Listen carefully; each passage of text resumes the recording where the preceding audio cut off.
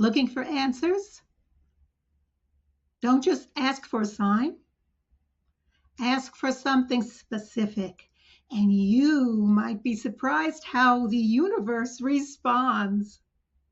I know I was. Have you ever wondered about signs that life throws your way? You know, the little nudges from the universe? Whether it's a whisper from your spirit guides, or a spark from the angels, or just a fleeting thought that catches your attention.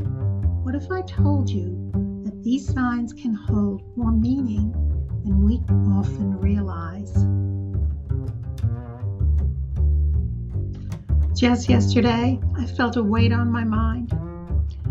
In a moment of reflection, I remembered my friend's wise words. So I posed my question to the universe for a specific sign. A broken heart. Sounds dramatic, right? But stay with me. Later in the day, I found myself scrolling through social media, surprise. And I was in a conversation with a group of my artist friends about a book called Dusty Diablos by Michael DeMay. Great book. It caught my attention because, yes, I had a copy of it somewhere. So naturally, I went on a little treasure hunt. And boy, did I find it. Years ago, I had this beautiful ritual where a poet I adored would post a daily poem online, sometimes more than one. I'd grab a copy before I went to work, tuck it in whatever book I was reading, and take it along. That way I could relish the words throughout the day, and I enjoyed very, very much. These hidden gems allowed his voice to echo long after he was gone.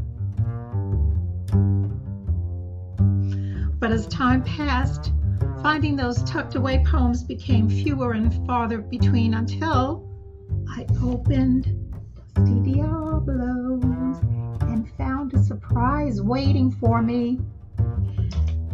Old folded papers were all stuffed in the book, and peeking out of the top, there it was, the poem by none other than the incredible Scott Weinberg, titled When Sparky Stood In for the Broken Hearts Editor.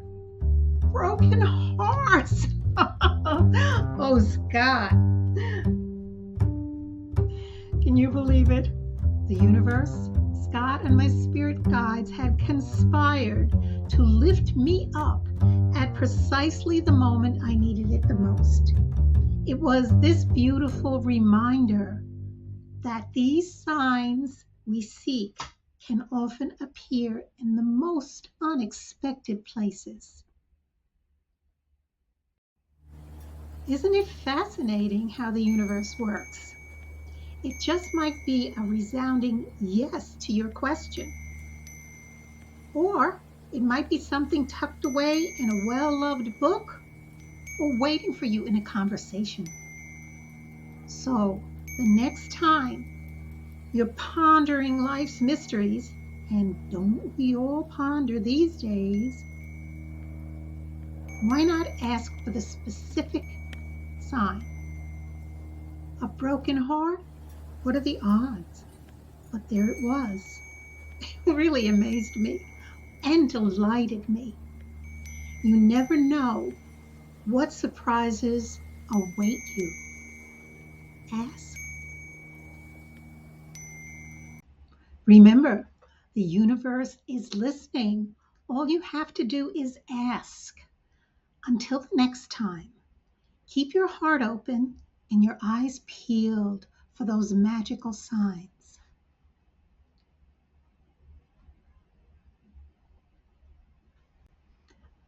Hi, I debated doing this because I'm not a poet, but I gave Scott my word before he left the planet that I would continue to share his work with the world. And what better way to share a poet's work than to read it? So, wish me luck here. But this is such a cool poem. When Sparky stood in for the Broken Hearts editor. Dear Madam, when your gent says he begs to differ, look him through his eyes, because I know your gent never begged for anything ever in his life as yet. Which means, madam, that he differs because he loves to differ. And hey, madam, I'm just a stupid dog sometimes. And the person who usually responds to these is going through a rough patch. A patch of what? I have not been told. Maybe my master Scott knows. I can only visualize an eye patch on a pirate. But I'm digressing. Your man lies when he says he begs to differ.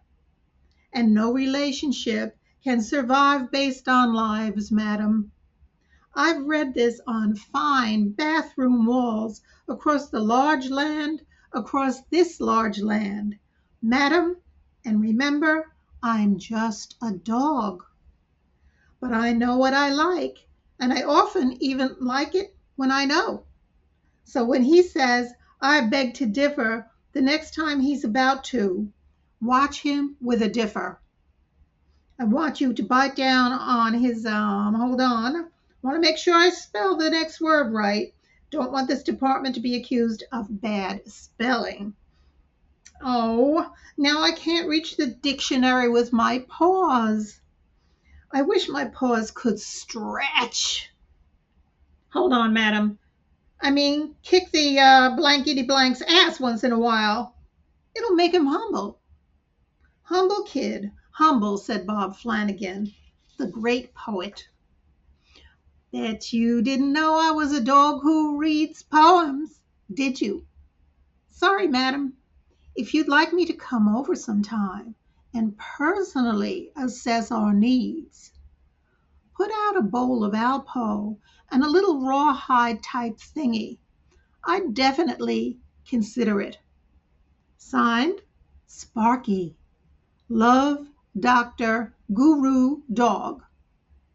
May 12th, 2010.